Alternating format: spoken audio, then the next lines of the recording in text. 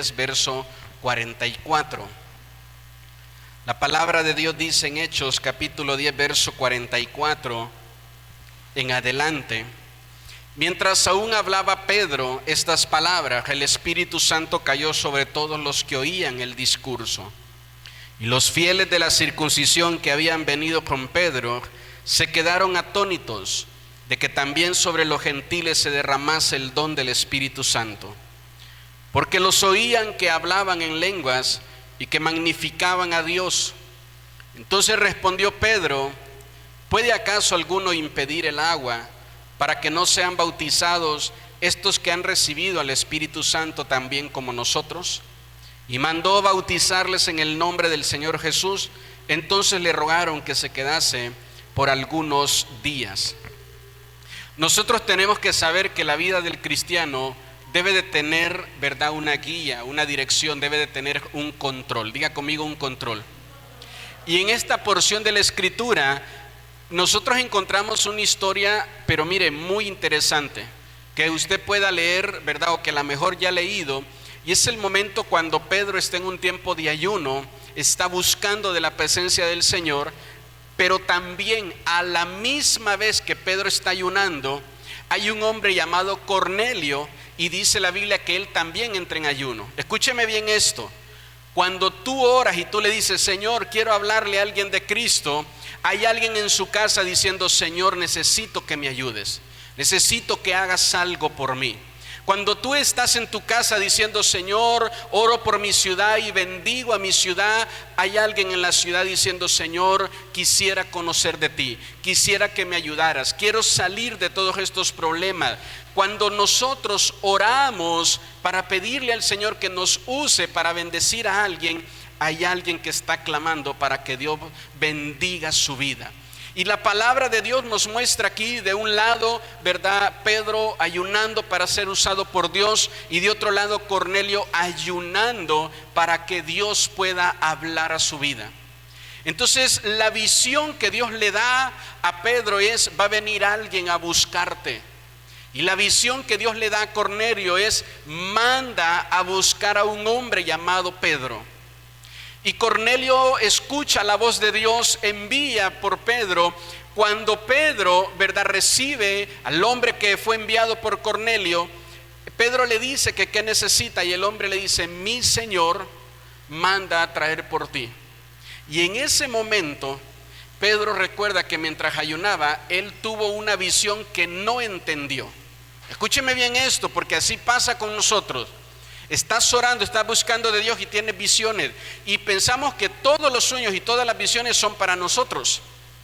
Y entonces en ese momento, cuando lo mandan a buscar, cuando le hablan, Pedro recuerda un sueño. ¿Sabe cuál era el sueño que tuvo Pedro? Que dice que mientras él dormía, despertaba y del cielo bajaban dos bandejas. Y una bandeja tenía todo tipo de carnes de animales que ellos podían comer y a los cuales ellos llamaban, ¿verdad?, animales sanos. Pero otra bandeja tenía todo tipo de animales de los cuales no podían comer y los llamaban inmundos. Y la orden de Dios es: come de los animales que tú consideras inmundo. Pedro le responde: Señor, yo nunca he participado y he comido de esto. Y el Señor le dice: no llames inmundo lo que yo he santificado. No llames inmundo lo que yo he santificado. Entonces, ¿qué significa santificar? Hermano, santificar significa apartar para Dios. Cuando llega el siervo de Cornelio, entonces va Pedro, se presenta delante de Cornelio, y Cornelio le empieza a contar su sueño. Y le dice: yo soñaba. Y cuando Pedro escucha el sueño, lo interrumpe y le dice: ahora entiendo que lo que Dios ha santificado, mire, lo que Dios ha apartado, nadie puede quitarlo. Entonces, insisto, hay personas en el mundo, hay familias en el mundo, hay matrimonios, hay jóvenes en el mundo que Dios dice: a este ya lo voy a apartar. Ya nunca va a poder seguir haciendo el diablo estragos en su vida, ya nunca va a poder seguir haciendo el diablo estragos en su matrimonio, en su familia. A este lo voy a apartar. Y de repente pasan pruebas, dificultades, como en la vida de Cornelio, y hombre o esta mujer siente la necesidad y dice necesito de Dios, porque ya Dios ya está apartando su corazón para él. Si dice amén conmigo. Y tú que eres un cristiano, Dios pone en tu corazón y te dice, ora por el más vago, el más perdido de tu familia. Empieza a ayunar por la más perdida de tus amistades. Empieza a orar y ayunar por aquel que odia a los cristianos y que no quiere saber nada de los cristianos, que una vez los persiguió, que una vez los maldijo. Comienza a orar por él. Y podemos cometer el error de tomar la actitud de Pedro y decir, Señor, pero ese es inmundo, ese es mundano, ese no quiere saber nada de ti. No llames inmundo lo que ya Dios ha santificado. Muchas veces nos hemos acercado a personas a predicarle cuando Dios no los ha santificado todavía. Y esas personas nos maltratan, nos insultan, se burlan de nosotros, nos corren, etcétera, etcétera. Pero cuando Dios aparta a una persona, tú vas a hablarle de Cristo. A veces vas hasta sin ganas, así de, ¿no quiere ir a la iglesia? Sí, sí quiero ir. ¿De verdad sí quiere ir?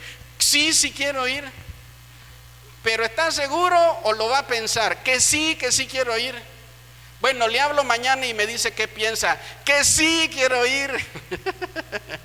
Si dice amén conmigo. Cuando ya Dios ha santificado a alguien, cuando ya Dios ha apartado a alguien, escúcheme bien, Dios va a usar un instrumento para llegar a esa persona y que esa persona pueda recibir el amor de Dios, puede escuchar el amor de Dios. No importa la persona que haya sido, no importa si fue muy inmundo, porque es que mire, este es el tipo, mire, de cristianos que mucho hay en varios lugares, en decir, como es inmundo, como es pecador, como no está casado, como no se ha bautizado, como esto, lo otro, y empiezan a rechazar y a decir, ese no, esa no, esa familia no. Y empiezan a sembrar eso en su corazón. Y hay gente de verdad que a veces viene a la iglesia y uno le dice, mire, esta bendición de Dios es para usted. Y dice, no, yo no, porque no me he casado. Pero es que no hay ninguna condición de parte de Dios que diga, hasta que te cases Dios te va a bendecir. Si dice amén conmigo. Pero le siembran en el corazón eso. Y cuando hay alguien, imagínese usted a todos los discípulos y los seguidores de Jesús que no comían carne inmunda, viendo a Pedro comiendo ahora carne inmunda. Imagínense a todos los discípulos que no se relacionaban con los gentiles, viendo a Pedro entrar en la casa de Cornelio. ¿Qué habrán dicho los cristianos de ese tiempo de Pedro? ¿Qué habrán pensado los cristianos de ese tiempo de Pedro? Seguramente no faltó a alguien que lo señaló y dijo, ya perdimos al Pedro, ya se nos perdió, ¿verdad? Ahora sí ya se fue para el mundo, ya se empezó a mezclar y a juntar con esos inmundos. Ya perdimos al Pedro.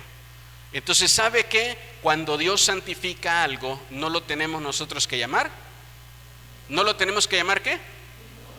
Entonces recuerde que siempre que usted ore y le diga, Señor, quiero ser usado por ti, Dios te va a poner una persona a la cual ir y predicarle, a la cual ir y decirle, ¿sabes qué? Acércate a Dios, busca de Dios.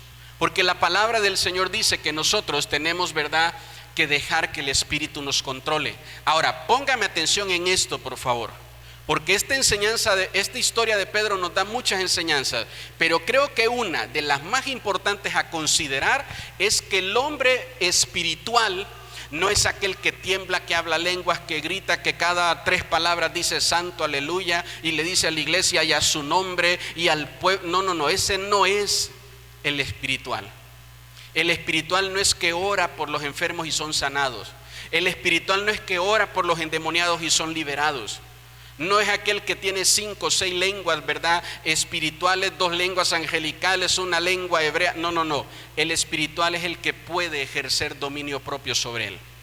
La Biblia dice, Dios te ha dado un espíritu y ese espíritu se llama dominio propio.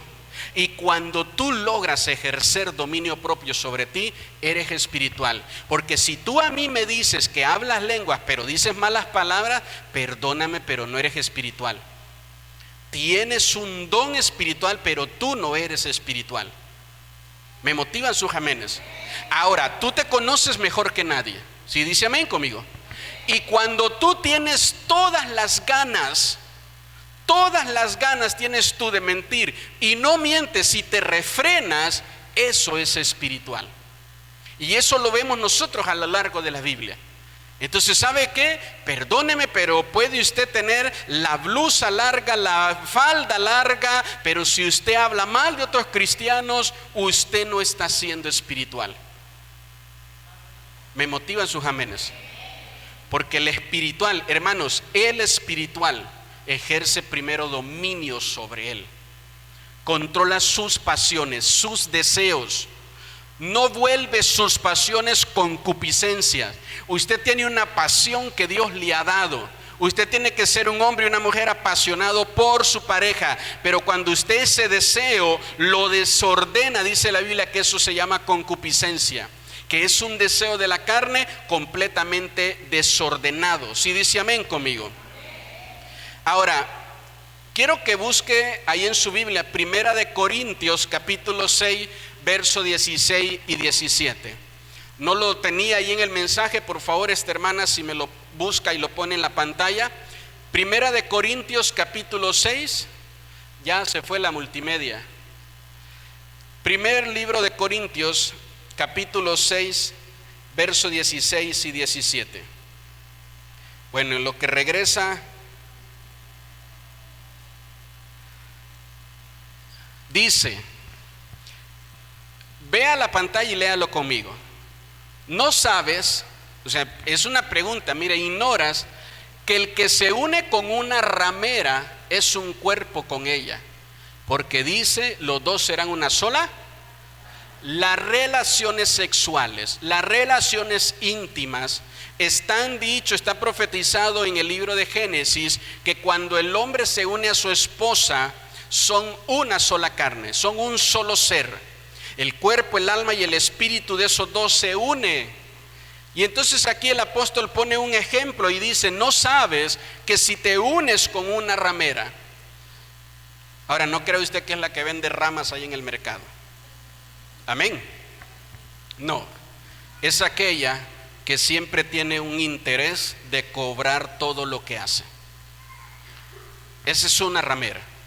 Entonces, perdóneme, yo que sé que suena feíto, pero muchas veces nosotros prostituimos nuestros dones y nuestros talentos.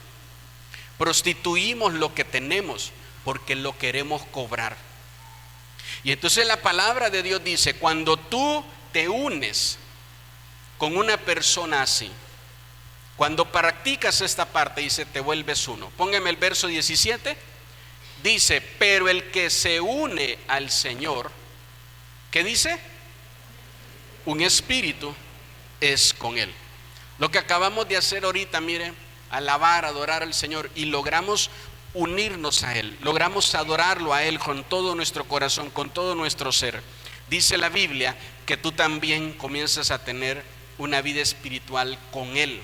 Nosotros tenemos que poder ser sensibles a lo que Dios quiere. Anote esta pregunta, por favor.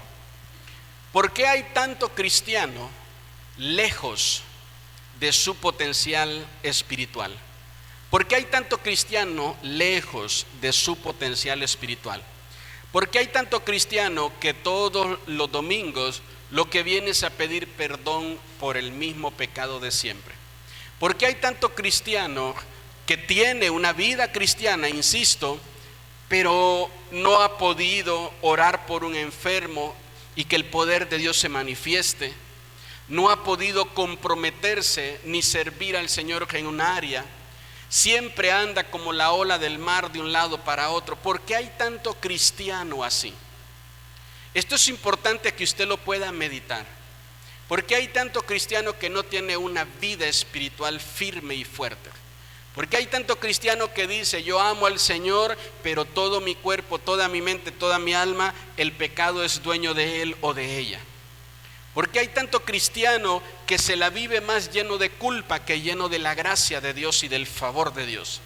¿Sabe usted que hay cristianos que un domingo se sienten salvos y el otro domingo no saben si su nombre está escrito en el libro de la vida, o si ya perdieron su salvación, o si el Señor todavía les ama? Hay cristianos que dicen, no voy a la iglesia porque le he fallado mucho al Señor. Hermano, comprometa. Sí, ahí luego, ahorita no.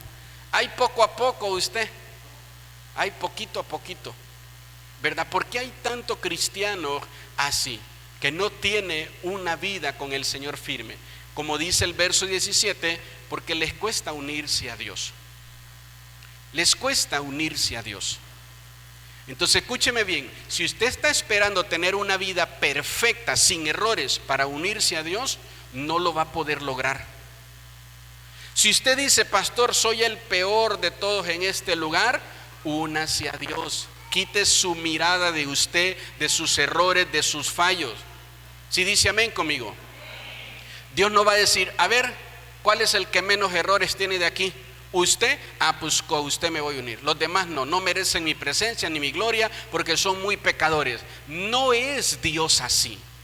Nosotros los cristianos presentamos a un Dios así, pero Dios no es así. Si dice amén conmigo. Hablando de esto mismo, mire, del tema de la ramera, busque usted en la genealogía de Jesús y aparecen 2 prostitutas ahí, a las cuales el Señor miró con gracia, a las cuales el Señor miró con favor y a las cuales el Señor las tomó para que la línea y la descendencia, ¿verdad?, de Él viniera también de ellas. Busque toda la lista de la descendencia de Jesús y no hay uno que mereciera el favor de Dios. No hay uno que no haya cometido errores, no hay uno que haya sido perfecto, no hay uno así. Si dice amén conmigo. Le dijeron a David, en el trono de David siempre habrá uno sentado. No dijeron en el trono de Jesús, sino en el trono de David. Llamaron ese trono, el que le iban a dar a Jesús, lo llamaron no el trono de Jesús, sino el trono de aquel que mandó a matar a un hombre para quedarse con la mujer de ese hombre. Aquel que se metió con una mujer prohibida, a ese es al que el Señor escoge. Porque el Señor nunca te va a escoger por tus errores o por tus aciertos. Escúcheme bien, por favor. Puedes tener el alma más equivocada, más llena de errores. Te tropiezas a cada rato en tu alma con muchos pecados. Pero por favor, siempre tenga un corazón que ama a Dios. Siempre ama a Dios sobre todas las cosas. Por eso te vuelvo a explicar. Puedes tener un corazón lleno de rechazo, lleno de amargura, lleno de odio, y a lo mejor ya tienes un alma que tiene dones, que tiene ministerio, que es un pastor, etcétera, etcétera. Eso no te hace espiritual. Si dice amén todavía. Eso no nos vuelve espiritual. Queremos ser una iglesia espiritual, queremos ser una iglesia de poder como en el principio la vemos en el libro de los Hechos. Entendamos, por favor, que necesitamos de corazón entregarnos al Señor. Nunca Dios dijo de David, no hay nadie que mueva la onda como David. Nunca Dios dijo de David eso. Dijo, él tiene un corazón conforme al mío. Eso es lo que Dios resaltó de David. Eso es lo que dice la Biblia y los profetas. Dios no mira lo que el hombre ve, Dios ve el corazón. Dios no quiere sacrificios, dice, Dios quiere tu corazón. Entonces, por favor, entienda que lo que más le interesa al diablo es que tu corazón esté lejos de Dios, lleno de culpa. ¿Qué aleja el corazón de Dios? La culpa. Que tú te sientas culpable y tú digas, es que otra vez, y le fallé a Dios y no merezco y no esto, no lo otro. Cada vez que tú piensas eso y dices eso, lo que estás haciendo es alejando tu corazón de Dios. ¿Quieres mantener tu alma cerca de Dios para que no te sientas triste, no te sientas desanimada, no te sientas deprimido? ¿Quieres mantener tu alma cerca de Dios? Pero tu corazón lo aleja de Él. Si dice amén todavía. Dios no está esperando que no le fallemos. Dios está esperando que si le fallemos, no nos apartemos de Él. Eso es lo que Dios está esperando. La Biblia dice, escúcheme bien, la Biblia dice que Dios espera que si el justo cae, se levante de nuevo. ¿Qué espera el Señor? Que si caemos, nos levantemos de nuevo. Hermano, no es fácil que el justo caiga, ¿eh? No es fácil eso. Entonces, ¿sabe qué? Dios no dice, yo espero que si el injusto cae, se vuelva a levantar. Porque entonces no habría esperanza para el que es justo. Si dice amén conmigo. Entonces Dios dice, si tú ahorita te sientes muy injusto, bueno, quiero decirte que hasta el justo, que puede ser mejor que tú, también puede fallar y también puede caer. ¿Y cuál es mi orden para los dos? Que si caen, se vuelvan a levantar. Me motivan sus amenes. Eso es lo que Dios espera de usted y de mí. Pero por favor, entréguele el control a Dios. Entréguele el control al Señor. Yo no sé si solo mi familia es la familia loca que se peleaba el control de la casa, ¿verdad que sí? Y siempre, ¿quién ganaba el control? Pues el papá. Ponía un programa súper aburrido, viejísimo, en blanco y negro. Se dormía viendo su programa. Ahí estaba uno sentado al lado viendo esas cosas feas. Se ponía el control en la panza y empezaba a roncar. Y cuando usted agarraba el control, decía, lo estoy viendo. Y con los ojos cerrados, ¿verdad? Esos sí eran poderes, mire. Ver la tele con los ojos cerrados. Y uno no podía tocar. Nosotros íbamos a jugar y pedíamos permiso. ¿Ya puedo ver la tele? ¿Ya puedo tener el control? No sé si a usted le ha pasado que a veces tiene tantos canales que no mira ninguno. Bueno, esa es señal de que usted ya está viejito, viejita, ¿eh? Si se la pasa cambiando y cambiando y cambiando y cambiando y cambiando y cambiando, no hay nada que ver, dice. Ya, déjale a uno, dicen los hijos desesperados, ¿verdad? Y el viejito, la viejita, y está cambiándole y cambiándole y cambiándole. Entonces, ¿sabe qué? Nosotros necesitamos entregarle al Señor el control. Ahí mismo donde estamos en 1 Corintios capítulo 6, vamos a leer el versículo 19 y el 20, por favor.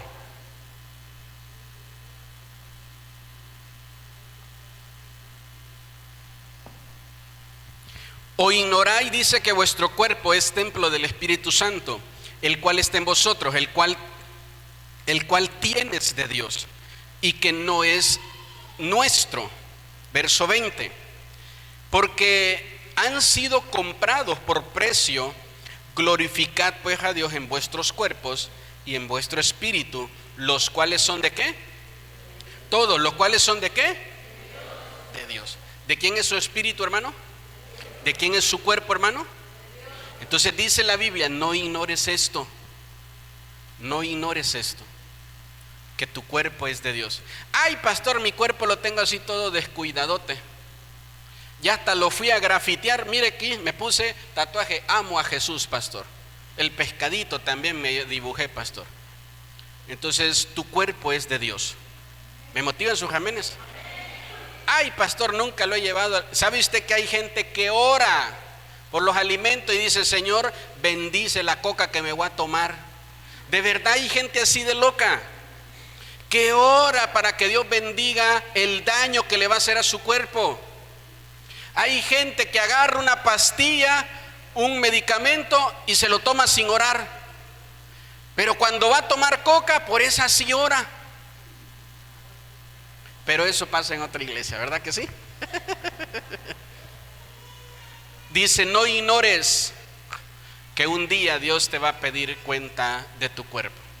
Pastor, usted tiene que tener cuidado del cuerpo que usted tiene. Y vamos a entregar cuentas de él. ¿Sí dice amén conmigo? ¿Cuántos de ustedes alguna vez han rentado una casa? Y de repente, ¿verdad? Usted la va a entregar y la van a revisar y dice, eso no estaba ahí. Y por ese pedacito, ese detalle, ya no le quieren dar su depósito. ¿Verdad que sí? O le dicen, sí se la recibo, pero píntemela. Así no estaba, así no la quiero. Y usted tiene que pintar esa casa. Usted tiene que entregarla en mejores condiciones. ¿Cómo le vas a regresar el cuerpo que Dios te dio? ¿Cómo se lo vas a regresar a Él? ¿Cómo le vas a regresar tu cuerpo? ¿Enfermo, mal, dañado? ¿Cómo le vamos a entregar nuestro cuerpo a Dios? El profeta Isaías dice que hay personas que su cuerpo le ha pertenecido, dice, a muchos amores. O sea, han dado con uno y con otro y con otra y con otra y con otra. Dice, su cuerpo le ha pertenecido a muchos amores. Y al que debería de haber amado, dice el profeta, que era Dios, nunca amó. Nunca amó. ¿Eres consciente de que Dios está dentro de ti?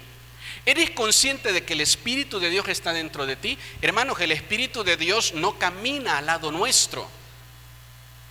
El Espíritu de Dios, nunca dice la Biblia que el Espíritu de Dios se va a parar al lado nuestro. Dice que te va a llenar. El Espíritu Santo está dentro de nosotros. Y dice este pasaje que leímos ahí, mire el verso 19, que el Señor nos ha escogido como templo. Y el templo es un lugar santo, es un lugar divino donde la gloria de Dios vive. El templo es un lugar divino donde la gloria de Dios está ahí. Por eso es que muchas veces cuando nosotros andamos en orden, vemos cosas sobrenaturales, vemos cosas místicas, vemos cosas espirituales, divinas que se manifiestan. Porque hay una gloria y hay un poder de Dios en nosotros habitando que en ese momento tiene libertad de manifestarse. Entonces nosotros tenemos que poder saber que somos templo del Señor, morada del Espíritu de Dios. Primera de Juan capítulo 4 verso 13 dice que tenemos nosotros, mire, que ser llenos del Espíritu de Dios. ¿Ya lo tenemos ahí? Primera de Juan capítulo 4 verso 13. En esto conocemos que permanecemos en Él. ¿Cuál será la clave de una vida cristiana? Es permanecer en Dios. Si alguna vez se lo ha preguntado, ¿cuál es la clave de la vida cristiana? Es permanecer en Dios. ¿Es qué? Permanecer en Dios. Cuando pasamos pruebas y dificultades, cuando las cosas van mal, ¿qué es lo primero que pensamos? Ya mejor no quiero ir a la iglesia. No tengo ganas de ir a la iglesia. Cuando tú vienes a la iglesia por ganas, tú vienes en el alma. Si tu alma está feliz, vienes contento, hasta vienes platicando con el taxista. Pero cuando tu alma está triste, hasta llegas tarde, ni querías venir. Encuentras la excusa perfecta para decir, bueno, hoy no vamos, hoy mejor nos quedamos. Cuando lo haces en tu alma. Y sabe que todo el cristiano que viva su vida cristiana en el alma no va a poder permanecer. Porque el alma, hermanos, es probada constantemente. Hoy te animas, al ratito te desanimas. Tú puedes estar viviendo el mejor día de tu vida y un problema en casa con tu pareja te daña y te echa a perder ese mejor día. Tú puedes estar el día de hoy viviendo una muy buena etapa de tu vida. Tú puedes estar, una de las mejores etapas de nuestra vida es ser papás. Y esa buena etapa se te puede volver un trauma para toda la vida. Porque a lo mejor en esa etapa donde tú estabas siendo papá o mamá por primera vez, perdiste a tu pareja, falleció tu esposa en el quirófano o fallecieron tus hijos. Y eso se vuelve algo terrible. Si dice amén conmigo. Puedes estar muy feliz y muy contento por un nuevo trabajo. Y de repente sin ninguna razón o sin ningún motivo te dicen, ya no podemos contar con su servicio. O de repente te dicen, ¿sabe qué? Necesito que me entregue el local. Oiga, pero yo acabo de sacar un préstamo para comprar todo eso. ¿Cómo me va a decir ahora que le entregue? ¿Cómo me va a decir esto? Si dice amén conmigo. Por eso, mire, yo quiero que usted entienda que su vida espiritual no puede depender del estado de su alma. Porque tú puedes ser un cristiano espiritual que ejerce dominio propio y tu alma ahorita está pasando por un valle de sombra y de muerte. Y aún en medio de esa dificultad tú decir, yo por nada me aparto de Dios. Yo por nada me aparto del Señor. Ahorita las cosas están muy difíciles, muy mal. No tengo ganas de ir a la iglesia, pero no voy a la iglesia por ganas, sino que lo hago de manera espiritual. Estaba escuchando, hay un ministerio muy grande allá en mi país, en la ciudad de San Pedro, que se llama La Cosecha. Y hace 2 semanas atrás el pastor de ese lugar falleció su hijo, el mayor. Y él cuenta en uno de los mensajes que da de que toda la esperanza que él tenía del ministerio estaba puesta en que Dios le había dado palabra y le había dicho que él iba a tomar su lugar en el ministerio. Y es un hombre mayor. Y él dice, siempre pensé y me imaginé un día en el altar entregándole a Él la estafeta del ministerio, no en un cementerio, dándole gracias a Dios por la vida de Él y entregando su cuerpo a Dios. Y entonces eso está al mediodía. Y él dice: hermano, les agradezco todo lo que han hecho, el apoyo, etcétera, etcétera, etcétera. Les quiero decir, dice, que hay dos cosas que quiero hacer ahorita. Dice: agradecerles a ustedes, dice, pasar un momento, dice, aquí con el cuerpo de mi hijo antes de despedirme de él, dice, e ir de aquí a la iglesia a predicar. No sé por qué, pero tengo una gran necesidad de ir a predicar y decirle a la gente que Dios sigue siendo bueno. En medio de un momento muy difícil, tú vas a aprender a permanecer cuando tu vida espiritual es controlada por el Espíritu de Dios. Pero cuando no es así, escúcheme bien, si algún cristiano falla, a mí no me ha fallado Dios, a mí no me ha fallado Jesús, a mí no me ha fallado nadie. A mí me puede fallar cualquiera, ¿verdad?, persona, cualquier cristiano, pero a mí no me ha fallado Dios. Entonces, ¿por qué tengo que alejarme de Dios por el error o por la mala decisión que tomó otra persona? ¿Por qué tengo que apartarme de Dios? ¿Por qué tengo que apartarme de la iglesia por la mala decisión que tomó otra persona? ¿Por qué tengo que apartarme de mi ministerio, de mi servicio por la mala decisión que tomó otra persona? Porque mi vida espiritual y cristiana estaba más aferrada a mi alma que a mi espíritu. Entonces, si tú te unes al Espíritu en tu alma, cuando tu alma esté mal, vas a correr al Espíritu de tu vida. Lo vas a correr. Y vas a decir: no quiero saber nada de la iglesia. No quiero saber nada de Dios. Por favor, ya no me vuelvas a decir nada de la iglesia. Respétame y no quiero que me digas nada de Dios. Porque ahí esto y lo peor y el pastor y los hermanos y esto y bla, bla, bla. Y tu alma lastimada y dañada es la que está hablando. Y dice, lo leíamos la semana pasada, que entristecemos al Espíritu de Dios cuando hacemos ese tipo de cosas. Pero cuando tu espíritu está aferrado al Espíritu Santo, te vuelves uno al Espíritu de Dios en tu espíritu, es más, no va a haber manera y motivo como el diablo te saque. Como lo pasó con Job. Estaba pasando lo peor que le puede pasar, mire, a una persona. Hermano, si usted lee la Biblia, usted no va a encontrar a alguien más que de verdad le haya llovido tanto como a Job. En todas las áreas que una persona puede experimentar dolor, Job las experimentó juntas. Hay ocasiones que mi dolor es por la pérdida de un hijo. No, Job los perdió a todos, hijos e hijas.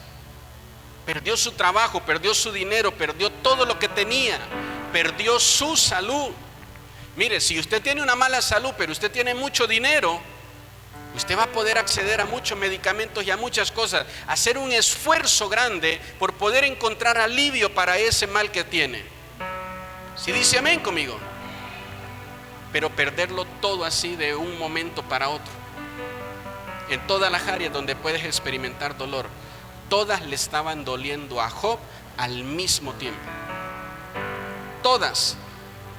Y Job dijo: nunca he de hablar o decir algo en contra de mi Señor. Jehová dio, Jehová quitó. Bendito el nombre de Jehová, alabado el nombre de Jehová, glorificar a Jehová en todo tiempo. Cada vez que le cuestionaron, cada vez que le dijeron: Job, ¿cómo logras permanecer delante de Dios firme con todo lo que te está pasando? Su esposa, sus amigos, sus vecinos, sus conocidos, todo el que se acercaba a Job a decirle: ¿por qué? ¿Por qué? No lo entiendo. Quiero entenderlo, de verdad yo quiero saber de dónde tú sacas fuerzas. ¿Por qué tú tienes esta manera de seguir aferrado a Dios cuando siento que Dios te está castigando y que Dios te quitó todo? Y el mismo Job lo entendía y decía: no, esto no es castigo de Dios. Si dice amén conmigo, entonces ¿sabe qué? Permanezca delante del Señor. Aún en tus peores días, sigue siendo templo del Espíritu de Dios. Aún en tus peores momentos, sigue siendo un hijo y una hija de Dios. Aún en tu peor momento, sigue siendo un siervo y una sierva de Dios. Estoy parado no en los caminos del Señor, sino en un camino inmundo de pecado. Tomé muchas malas decisiones y terminé aquí, alejado y apartado de Dios. Aún ahí, Dios te sigue viendo como su hijo y su hija. Y Dios encontrará la manera de hacerte regresar a sus caminos. ¿Sabe por qué? Porque Dios siempre gana. Dios nunca pierde. Dios no va a perder contigo. Si dice amén conmigo. Pero nosotros, mire, tenemos que aprender a permanecer en Él de todo nuestro corazón. Mire lo que dice Gálatas capítulo 5, verso 16 y 17. Digo pues, andad en el Espíritu. ¿Y qué? No satisfagáis los deseos de la carne. Hermanos, ¿qué es satisfacer? Satisfacer es tener hambre e ir a buscar qué comer. Eso es satisfacer. Hay muchas ocasiones que usted no tiene hambre, pero le dan algo de comer y usted se lo come. Hay muchas ocasiones que usted no tiene hambre. No es la hora de comer, pero usted dice, bueno, pues comemos antes. Todavía no tengo hambre, pero si ya me están dando de comer, comemos. Pero satisfacer es cuando sí tienes hambre. Pastor, la verdad ahorita, mire, le soy honesto, sí tengo ganas de ir a pecar. Tengo muchas ganas de tomarme una cerveza. Tengo muchas ganas de ir a buscar a ese hombre, esa mujer y tener relaciones sexuales. Tengo ganas de fumar. Tengo ganas ahorita de pegarle a alguien. Tengo muchas ganas ahorita de maldecir a alguien. Tengo ganas de insultar. ¿Sabe qué? Se me presentó la oportunidad de desquitarme de aquella persona que me ofendió y que me lastimó. Y tengo ganas, quiero hacerlo. Tengo ganas de desquitar el mal que me ha hecho este hombre o esta mujer. Tengo ahorita la oportunidad de poder actuar de manera legal contra este hombre y hacerle daño, hacerle mal, o contra esta mujer. Dice la Biblia, no satisfagas ese deseo. No lo hagas. No lo hagas. Aguantes el hambre, por favor. Me motivan sus amenes. No lo haga. No lo haga. Eso es lo que dice la Biblia. Mire, páseme el verso 17. Porque el deseo de la carne, todos pueden leer conmigo eso. Porque el deseo de la carne, hasta ahí. Escúcheme bien esto, porque yo quiero que usted lo entienda, En el momento que yo tengo un problema con una persona y yo satisfago el deseo de la carne, lo que estoy haciendo no es peleando contra él, es peleando dentro de mí contra el Espíritu de Dios. El Espíritu que me puede bendecir, que me puede sanar, el Espíritu que me puede ayudar, el Espíritu que puede hacer el milagro en mi casa, en mi hijo, en mi hija, estoy peleando con él. En lugar de poder estar en unidad con el Espíritu de Dios en mí, estoy peleando contra él. No satisfagas el deseo de tu carne, porque en el momento que lo haces, empieza a haber una contrariedad, un pleito dentro de ti. Y después tú, el que oraba y el que ministraba, el que predicaba, el que cantaba, ahora ya no sientes al Espíritu de Dios moverse a través de ti. La gloria de Dios está aquí, la gente alabando, adorando, y tú preguntándote en tu lugar, ¿por qué yo no siento nada? ¿Por qué yo antes que temblaba, que me estremecía, que me quebrantaba delante del Señor, por qué ahora yo no siento nada? ¿Por qué no tengo ni ganas de levantar las manos? Porque dentro de ti hay un pleito de tu carne contra el Espíritu de Dios. Tienes deseos de satisfacer a tu espíritu y no lo haces. Tienes deseos de satisfacer a tu carne y lo haces. Y eso empieza a generar un problema en nuestro interior. Si dice amén conmigo. Dice, mire, y el del espíritu es contra la carne. Aquí, para efecto de que usted pueda tener una mejor lectura, todo está en mayúsculas. Pero si usted lo ve en su Biblia, cuando dice la palabra espíritu está en mayúscula en su Biblia, solo espíritu. Y cuando eso pasa, se refiere al Espíritu Santo, no al espíritu humano. Entonces quiero decirle, no crea usted que es un pleito de usted contra su espíritu humano, sino contra el Espíritu Santo. Dice ahí, mire, y del espíritu es contra la carne, y estos se oponen entre sí para que no hagas ¿Para que no hagas qué? Todos, ¿para que no hagas qué? Hermano, pregúntese una cosa. ¿Qué es lo que usted más quiere ahorita en su vida y que no se le dan las cosas? ¿Qué es lo que más quieres y que no se te da? Y no importa lo que hagas, no importa cómo lo hagas, no importa de qué manera, ¿verdad?, te esfuerces, simple y sencillamente no pasa nada.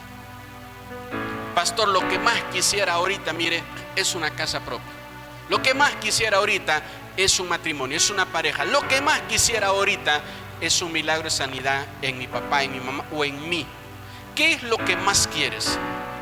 Si no logra haber paz en tu interior entre el Espíritu Santo y tu carne, siempre hay pleito en estos dos en tu interior.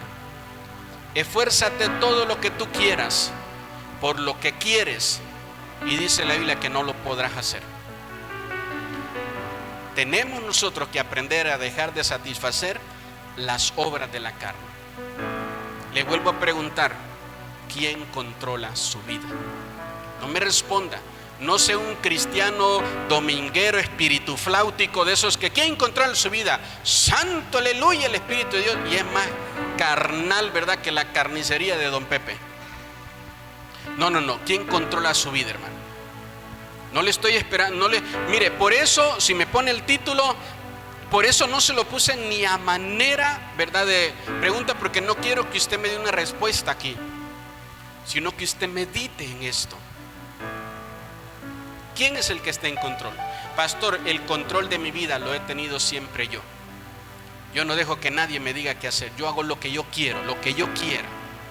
Pastor, yo le digo a Dios, te voy a obedecer, pero yo termino haciendo lo que yo quiera, pastor. ¿Quién está en control de su vida? ¿Quién de verdad controla su vida? Hermano, suelte el control de su vida y déjeselo a Dios. ¿Sabe qué es lo único que usted sabe hacer con el control de su vida? Dormirse y estar cambiando de una para otra cosa, porque nunca encuentras placer en nada.